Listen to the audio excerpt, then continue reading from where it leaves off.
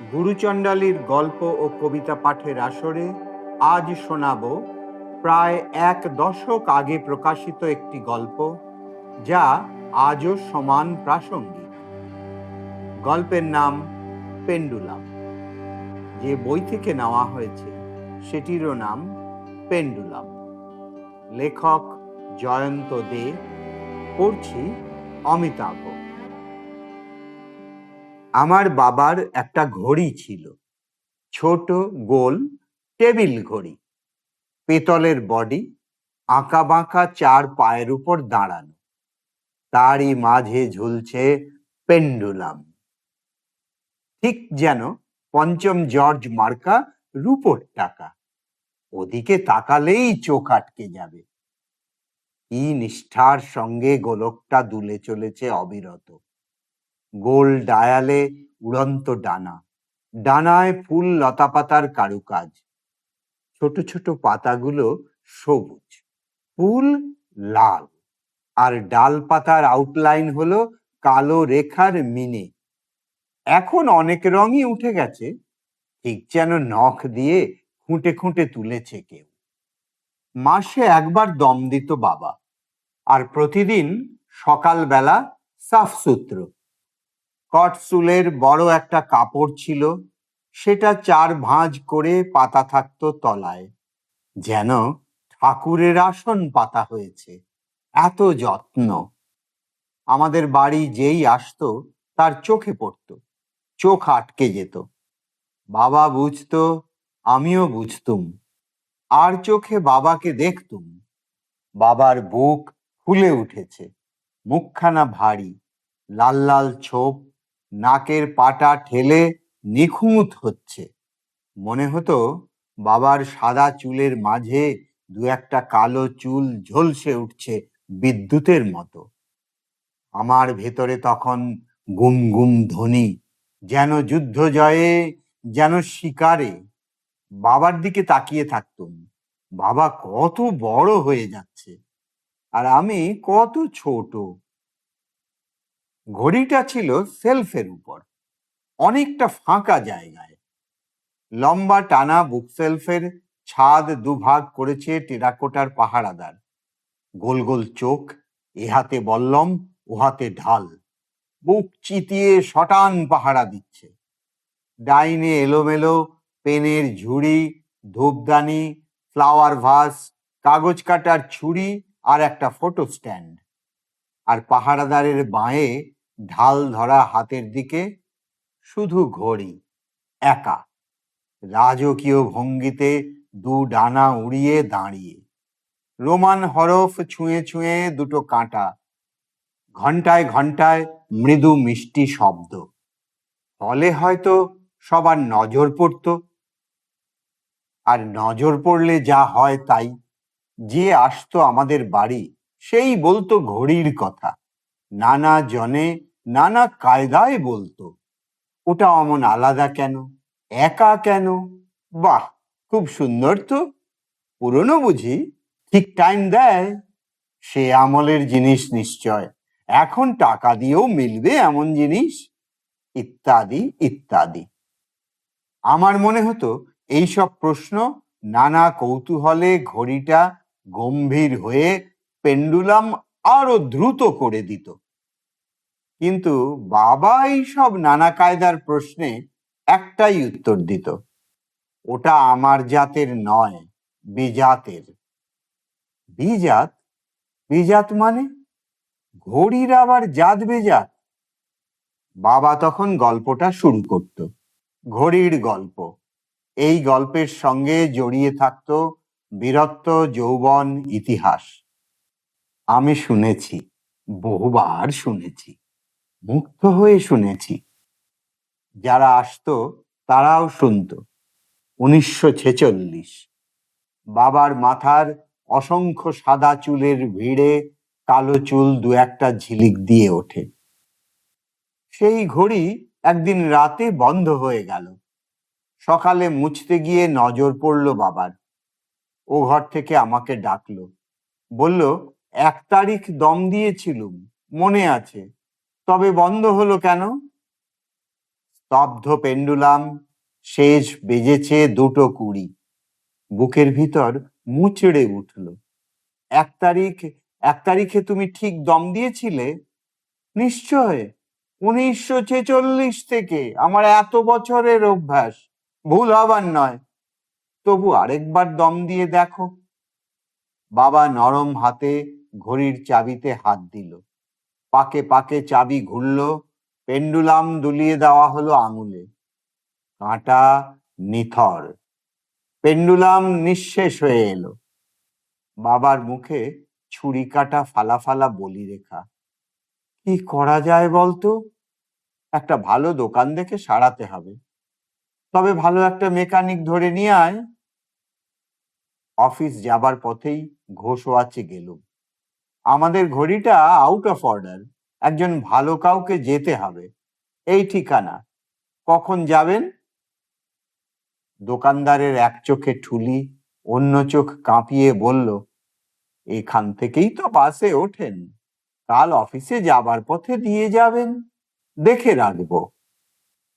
এখানে?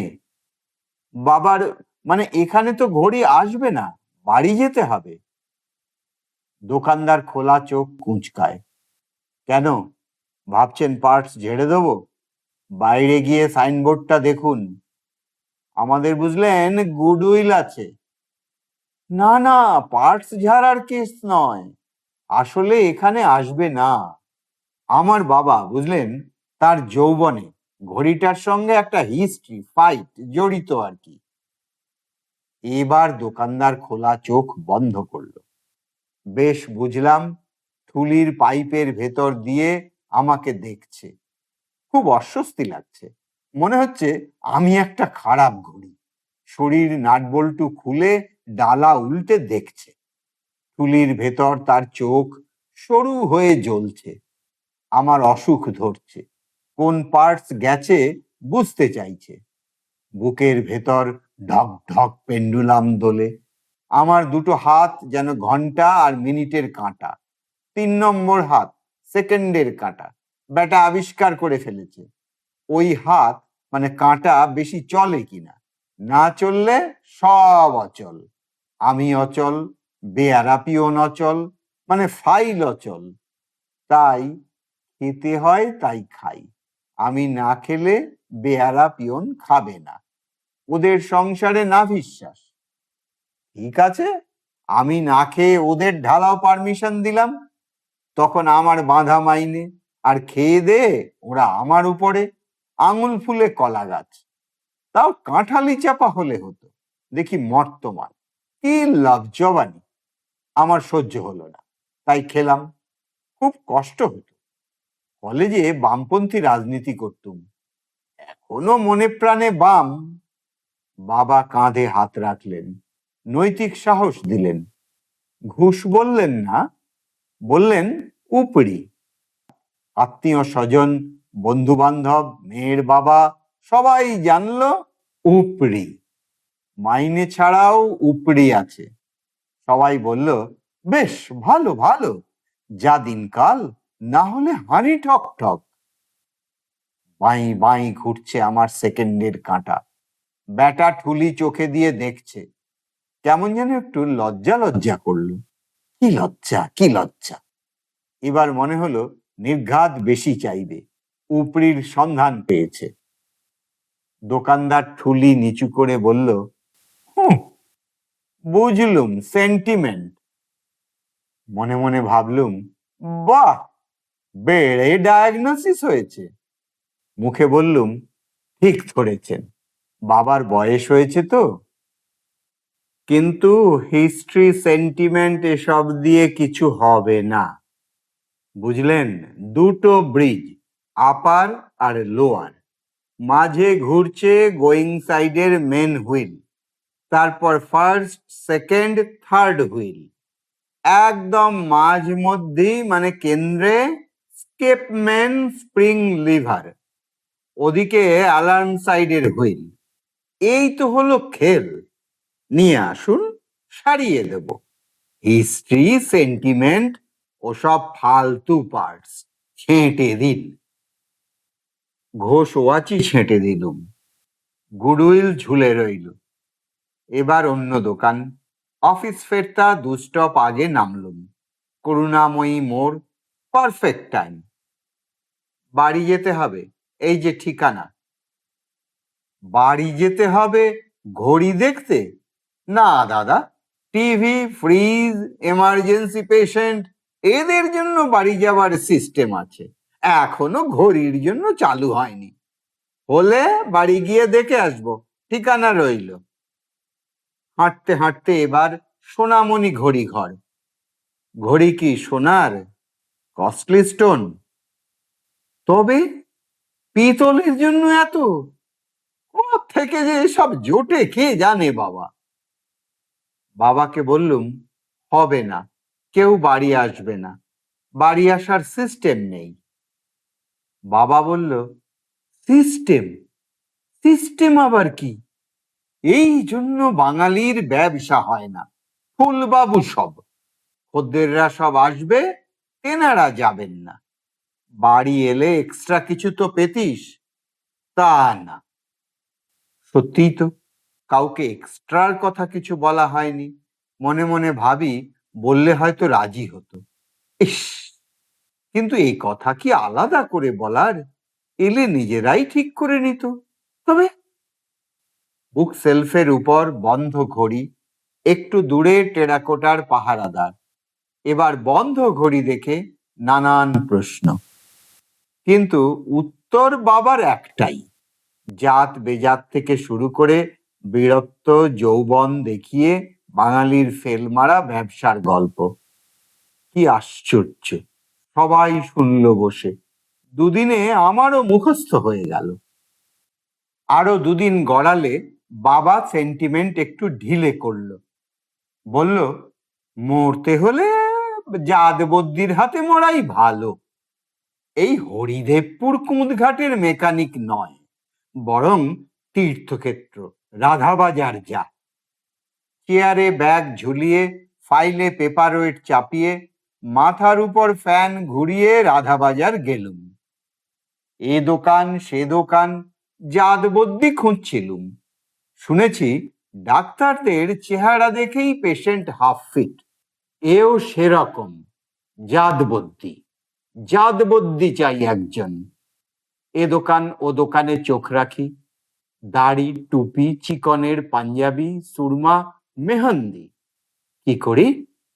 কি করি? এখানে কি ঘড়ি রেখে নিশ্চিন্ত? একটা হিস্ট্রি জমা রেখে গেলুম। তারপর হাতে পেয়ে যদি ছোট কাঁটাকে বড়, বড় কাঁটাকে ছোট করে দেয়, মাথার ভেতরে ঢক ঢক।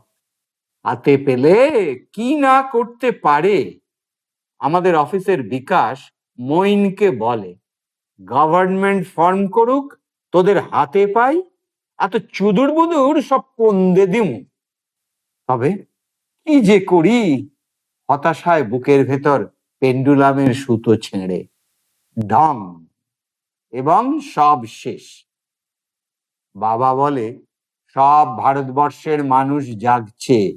বাবরি ছিল বড় গাঁট, সেটা ধসেছে। এবার টপাটপ হিন্দু এগোবে। এখন অনেক কাজ। আমি জানি হিন্দু জাগরণের এ সূচনা। একদিন হিন্দুরা হোল ওয়ার্ল্ডে মার্চ করবে, ফ্ল্যাগ ওড়াবে। নস্ট্রাদামুসে আছে, আমার বন্ধু দর্শনের অধ্যাপক কিঙ্কর বলেছে। আর ঘড়িটা ঠিক এ সময়ই খারাপ যাচ্ছে। আচ্ছা, দেখাই যাক না। ঢুকে পড়ি না কাঁচের দরজা ঠেলে। বড় সড়ো একটা দোকান, কি আর হবে? কলকাতায় ব্যবসা করেই তো খাবে। মোহন, আরে মোহন না, মোহন! থমকে দাঁড়াই। দেখি কোয়ার্টসের কাঁটার মতো নাচতে নাচতে 1 থেকে 12 ঘর ডিঙিয়ে ছুটে আসছে একজন। বেশ সুন্দর দেখতে, বেঁটে খাটো ফর্সা টিকলো নাক, গোল মুখ, ঠিক যেন টাইটানের নতুন মডেল। এ চিনতে পারছি না তো।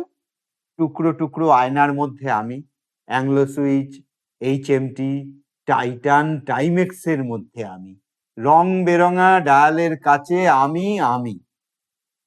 কোথায় যেন দেখেছি, চেনা চেনা। বলুর নন্দাই, খোকনের শালা, অবিনাশের ভাড়াটে নাকি? কিরে মোহন, ভালো আছিস তো? ঠিক চিনেছি। হ্যাঁ, কিন্তু আমি ঠিক কোথায় যেন দেখেছি। চোখে ঘোলা লাগলো, চিনতে পারলি না তো? আমাদের প্রিন্স আনারসা নবীন সিনেমার সামনে বাড়ি। হ্যাঁ ঠিক, তবু আরে মোহন, আমি শামসুদ্দিন, সামু আছি। ও তুই সামু? আরে কত মোটা হয়েছিস, কি ফর্সা হয়েছিস রে, জেল্লা দিচ্ছে। আয় আয় ভেতরে আয়। ভেতরে ঢুকি, কাউন্টারের ভেতরে সামু, বাইরে গদির চেয়ারে আমি। চা চলবে? এ আন্না, চা নিয়ে আয়। বল, তোর কি খবর? এই চলছে, এদিকেই এসেছিলাম একটা কাজে। তুই তো ওই বাড়িতে নবীনার সামনেই থাকিস এখন। হ্যাঁ, ওখানেই আছি, যাবোটা কোথায়? ওখানে 4 পুরুষের বাড়ি, আয় একদিন। গোপাল বিড়ু কেমন আছে? বহুত দিন হলো, 20-25 সাল। ভালো ভালো, সবাই ভালো আছে। অনেকদিন তোকে দেখিনি, মোটা ফর্সা হয়েছিস। বহুত দিন এদিকে ফেঁসে আছি, টাইম মেলে না। চা আসে, কাপে দুধের স্বর ভাসে। যোগেশ, বিকম, আমি আর সামু, শামসুদ্দিন। উফ, উফ, গরম চায়ে ফুঁ দিই। এটা নিশ্চয়ই তোর দোকান? ফুফুর হাজব্যান্ডের, তালা মারা ছিল, চাকরি মিলল না, লাগিয়ে দিলাম। যা হোক, দানা পানি মিলে যায়। ভালোই তো, কলকাতার মতো জায়গায় বিজনেস করেছিস। কলকাতায় তো আমার আব্বা দাদুর 4 জামানার বাস, যাবোটা কোথায় বল? এই দেখ না, বড়া বেটা বোম্বেতে ছিল কাম ধান্দায়, ফিরে এলো, বললো হালত বহুত খারাপ, নয়া গভর্নমেন্ট বাংলাদেশি বলে মুসলমান খেদাচ্ছে। কি করবে বল? দেশের লোক দেশে থাকবে না, খেদিয়ে দিল। কাপ রাখি, ঠকাস করে প্লেটের শব্দ, মনে মনে বলি, বেশ করেছে, আমরা পারিনি, ওরা পারছে। রুমালে মুখ মুছে বলি, যাই বলিস, অনুপ্রবেশ একটা প্রবলেম, একেবারে হাঁড়ির হাল করে দেবে। সামু চুপ করে থাকে। ঢং ঢং টুংটাং বিচিত্র শব্দের সার সার পেন্ডুলাম দুলে ওঠে। রুমালে মুখ মুছি। আমার একটা ঘড়ি ছিল, তাই চেনা জানা ভরসা পাচ্ছি, একটু দেখে দিবি? আরে নিয়ে আয়, যেদিন খুশি। এই যে আমার কাছেই আছে। কোলের উপর রাখা ঘড়ি তুলে ধরি, খড়মড় করে কাগজ খুলে সামু ঘড়ি নিয়ে পড়ে, এদিক ওদিক দেখে, কাঁটা চালাচালি করে বলে, এখন তো হবে না রে মোহন, রেখে যা, পরের উইকে আয়, ঠিক করে রাখবো। সামু খসখস করে বিল লেখে, টাকার জায়গা ফাঁকা। বিলটা ঘুরিয়ে বলে, নে, নাম অ্যাড্রেস লিখে দে, ওই বাড়িতেই আছিস তো? নাম ঠিকানা লিখি। কত চার্জ বল, দিয়ে দি। আরে রাখ তো, আগে সারাই। শরীর ভারমুক্ত, বিল হাতে আমি উড়ি। উঠতে উঠতে অফিসে আসি। ফ্যান ঘুরছে, চেয়ারে ব্যাগ, গ্লাসে চাপা দেওয়া জল ঢকঢক চালান করে দিই। বুক মাথা ঠান্ডা হয়ে যায়। ফট করে শামুর মুখ অনুপ্রবেশের কথা বলতে কেমন চুপ মেরে গেল। হ্যাঁ, ওর হাতে ঘড়িটা, কোথাও কোনো ক্যাচালে ফেলবে না তো? বাবার বয়স হচ্ছে, অল্পে অধৈর্য হয়ে পড়ে। হপ্তাখানি, মানে কম বেশি 7 দিন। বাবা আঙুল গোনে, কবে 7 দিন হচ্ছে। সোম, মঙ্গল, বুধ, বৃহস্পতি, সবে 4 দিন পড়ল। গম্ভীর মুখে মনে করিয়ে দেয়, আজ 4 দিন, রোব হবে 7। তা কি করবি? হপ্তা কমপ্লিট করে সোমে যাবি, নাকি শনিতে একবার ঢুঁ মারবি? বুঝি ঘড়িটার জন্য বাবার টান। টিক টিক শব্দ, যেন বাবারই হার্ট চলছে। ঘন্টায় ঘন্টায় গুং টাং।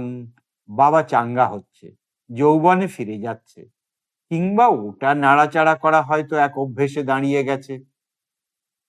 বাবা খুব ভোরে মর্নিং ওয়াকে বেরোয়, সে শীত গ্রীষ্ম বর্ষা যা হোক। মর্নিং ওয়াক সেরে বাড়ি ঢুকলে বাবার গলার আওয়াজে আমার বউ আমাকে ধাক্কা মারে, তারপর ঠকাং করে দরজার ছিটকিনি খুলে দেয়, কিন্তু ঘর থেকে বেরোয় না। বাবা সকালে মনির মুখ দেখে না, কখনো দেখে ফেললে খুব অসন্তুষ্ট হয়। আসলে মনির মানে আমাদের কোনো সন্তান নেই। বাবা ভাবে ওটা মনির দোষ, আমিও ভাবি। ফলে আমার কোনো বাধা নেই। আমি ব্রাশে পেস্ট নিয়ে বাবার ঘরের ভিতর গিয়ে বারান্দায় বসি। বাবার হাতে তখন কটসুলের কাপড়। ফটাফট ঝেড়ে দু চারবার ঝাপটা মেরে ঘড়ি মোছে। কিন্তু এখনো আমি ফটাফট শব্দ শুনি। একদিন অবাক হয়ে ঘরের ভেতর উঁকি মারি, দেখি বাবা কটসুলের কাপড় প্রতিদিনের মতোই ঝাড়ছে, তবে আজ দু চারবার নয়, 10-12 বার। শুক্রবার অফিস থেকে ফিরলে বাবা আমার হাতে 100 টাকার নোট ধরালো। টাকাটা রাখ। টাকা কেন? কিসের টাকা? ঘড়িটার কত কি পড়ে, বাদবাকি তুই দিস, ফিরলে দিয়ে দেবো। তা তুমি কেন দিচ্ছ? মেকানিক আমার বন্ধু, যা হোক আমি দিয়ে দেবো। না, তুই রাখ, ওটা আমার টাকায় সারানো হবে। তোমার টাকা আমার টাকা কি বলছো তুমি?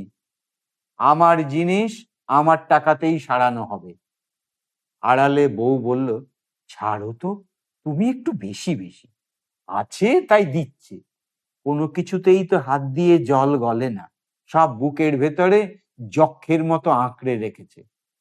বউকে বললুম, আমার টাকা বলতে বাবা অন্য কিছু মানে করলো। ওটাও কি আমার রোজগার নয়? চেয়ারে আছি তাই দিচ্ছে, মুখ দেখে কেউ ছাড়ে না। আসলে বাবার টাকা আমার টাকা সেটা কোনো কথা নয়। ঘড়িটা আমারও, আমাদের পরিবারের গর্ব। বাবার অবর্তমানে আমি। তবে এই 100 টাকা নিয়ে কি করি? রাত কাটে, সকালবেলাও চিন্তায় মাথার ভেতর চিনচিন, মুখ ভর্তি ফেনা। গেলে তো আজই যেতে হয়। আজ শনিবার। কানে ফটাফট শব্দ, বাবা করসুলের কাপড় ঝাড়ছে। মুখে জল ঝাপটা দিই, সব চিন্তা ধুয়ে আসার চেষ্টা করি। বারান্দায় বসে আছি, চা আসবে, গ্রিল গলে খবরের কাগজ আসবে। দেখি গেট খুলে ঢুকলো একটা ছেলে, সঙ্গে সাইকেল। একটু এগিয়ে এনে সাইকেল দাঁড় করালো। কি ব্যাপার? কাগজের হকার ছেলেটি কি পাল্টে গেল? মানে আবার অন্য হাতে বিক্রি হয়েছি, ঘর বিক্রি। ছেলেটা দরজার সামনে। আমি উঠে গ্রিলের ফাঁক দিয়ে হাত বাড়াই। বলে, মদন মোহন রায় আছেন? হ্যাঁ আমি। কেন? আমার বাবা পাঠিয়েছেন। Lord time, Shamsuddin Alam. কাকাবাবু, আপনাদের টাইম ক্লকটা এনেছি। গ্রিলের দরজা খুলি। কে, সামু? তুমি সামুর ছেলে? আরে এসো এসো, তোমার বাবা আবার কষ্ট করে বাড়িতে পাঠিয়েছে। ওয়েডনেসডেতে হয়ে গেছে। বাবা বলল, পড়ে আছে, দিয়ে আয়। এটা নিয়ে খুব চিন্তায় আছেন, তাই চলে এলাম। এসো এসো, বসো। বুঝলে, তোমার বাবা আমার ছেলেবেলার বন্ধু। ছেলেটা ঘাড় হেলায়, মিটিমিটি হাসে। বাবার কাছে আপনার কথা খুব শুনেছি। বাবা বলল, যা আমার বন্ধুর বাড়ি ঘুরে আয়। তুমি কোন ছেলে, ছোট? না, আমি বড়। তুমি তো বোম্বে ছিলে, তোমার বাবা সেদিন গল্প করছিল। আর একটু হলে আমাকে বাংলাদেশি বলে দিচ্ছিল আর কি, তাই তো ভেগে এলাম। ছেলেটা ঠোঁট টিপে হাসে, ফর্সা দুগালে টোল খেয়ে যায়। টিকলো নাক, শামুর মতো। কোঁকড়ানো চুল কাঁধ ঝাঁপিয়েছে। পরনে ঢোলা লাল গেঞ্জি, জিন্সের প্যান্ট। ব্যাগ থেকে ঘড়ি বের করে, গায়ে জড়ানো ভাঁজে ভাঁজে কাগজ খোলে। ঝিকঝিক করে ওঠে ঘড়িটা। টেবিলে চার পায়ে দাপিয়ে বসে। টিকটিক শব্দ কান ছুঁয়ে যায়।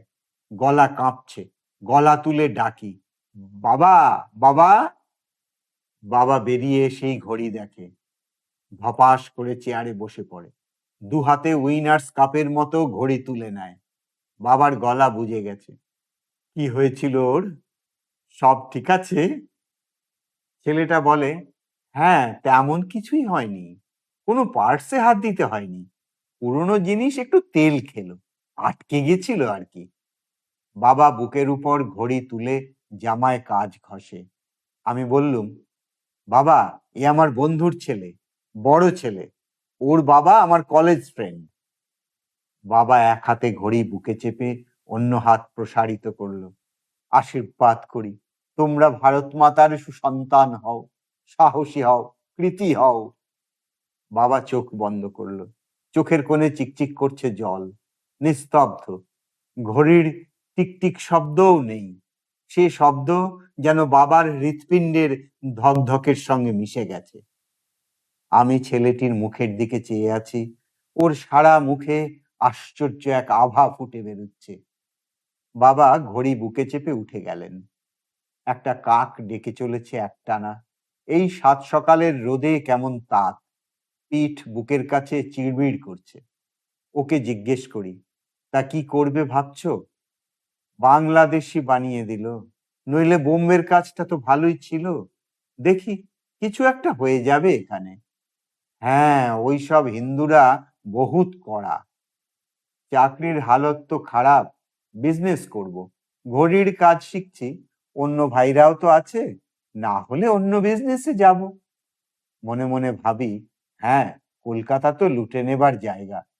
বলি, কলকাতার আপন পর নেই, সবাই সমান। ঘাড় ঘুরিয়ে ঘরের ভেতর চোখ রাখি। বুক সেলফের উপর, কটসুলের গদির উপর আমার বাবার ঘড়ি। ঘড়ির সামনে বাবা, পাশে টেরাকোটার পাহারাদার, ওধারে মা প্রেমের ধুলো সরিয়ে ফিকফিক করে হাসছে। ছেলেটা নিচু হয়ে আমাকে নমস্কার করলো। বাবা এসে দাঁড়িয়েছে, বাবাকে নমস্কার করলো। আমি তবে যাই? উঠতে যাচ্ছিল। আমি কাঁধে হাত দিয়ে বললাম, আরে যাবে কি, একটু চা খেয়ে যাও। বাবা বলল, তুমি আমায় বড় শান্তি দিলে। কদিন খুব দুশ্চিন্তায় ছিলাম, আর সেই তোমাকে শুধু মুখে ছাড়তে পারি। মোহন, যা, ওর জন্য মিষ্টি আনা। না না, মিষ্টি কেন?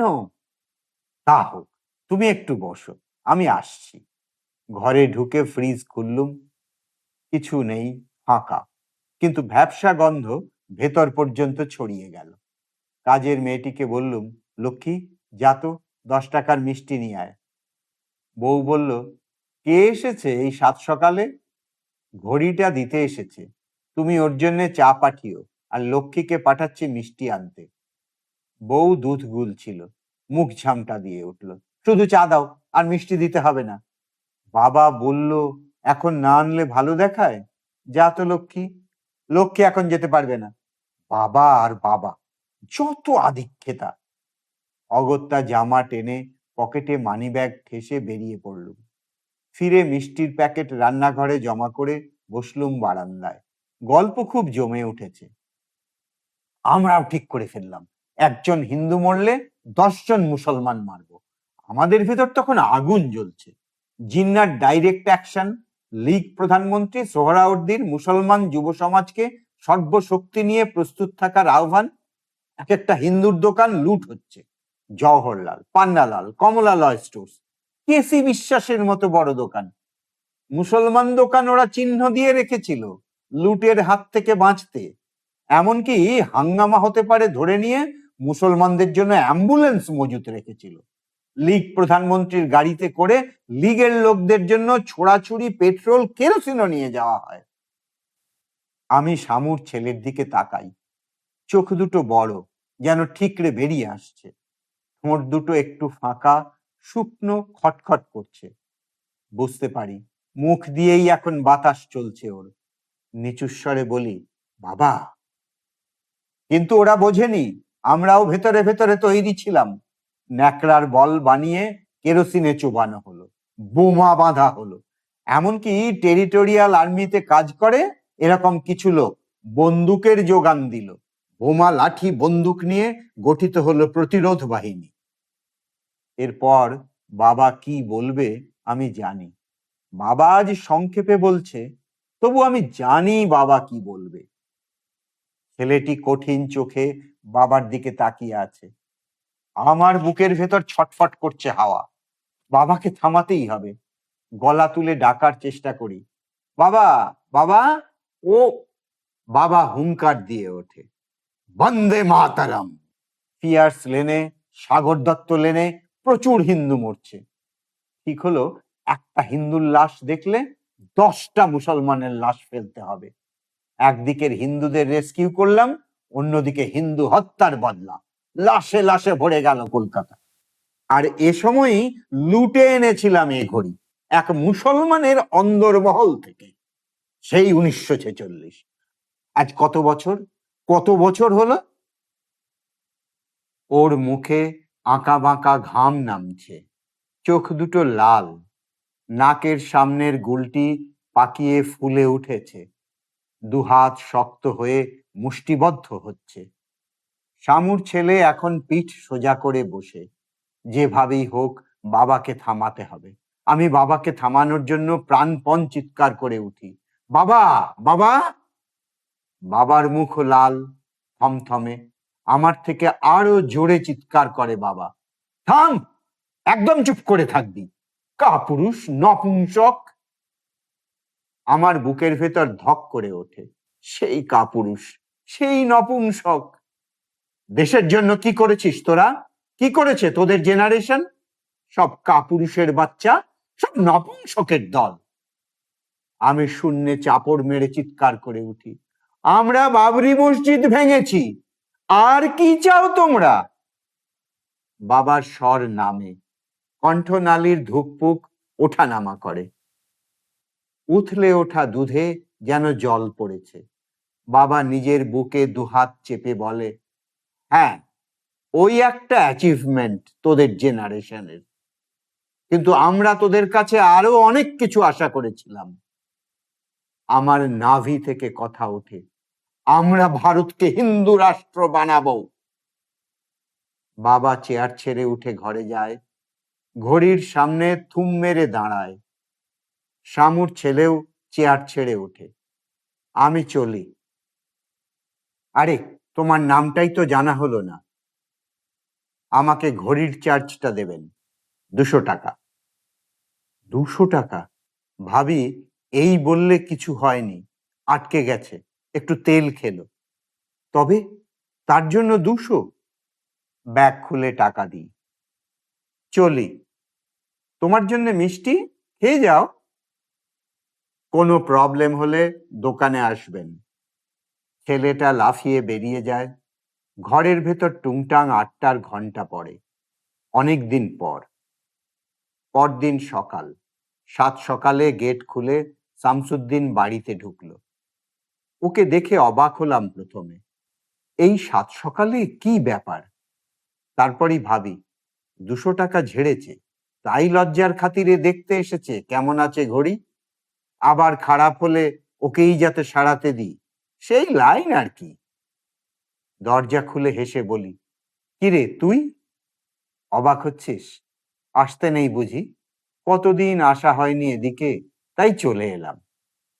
শামু বসে, চিবুক বুকের কাছে ঠেকিয়ে কি ভাবে। বলে, তোর সঙ্গে একটু দরকার ছিল, তাই ছুটে আসতে হলো। কেন, কি দরকার?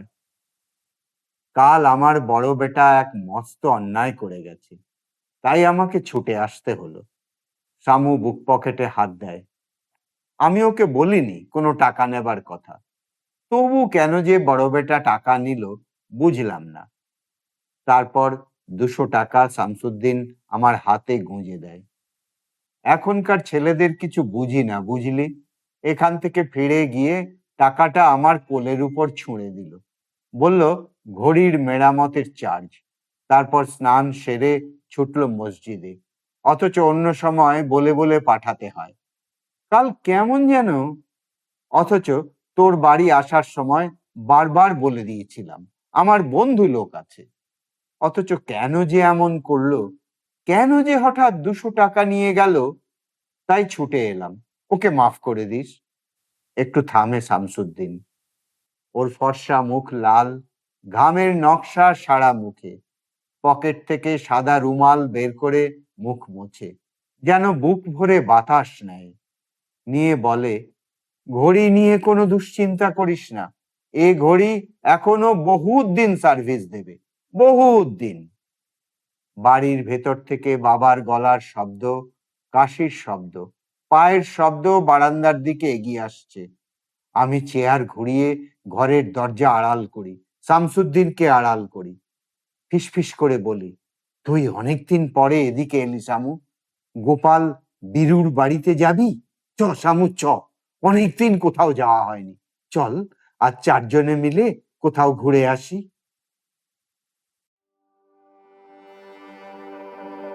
আজকের পাঠ এখানেই শেষ হলো।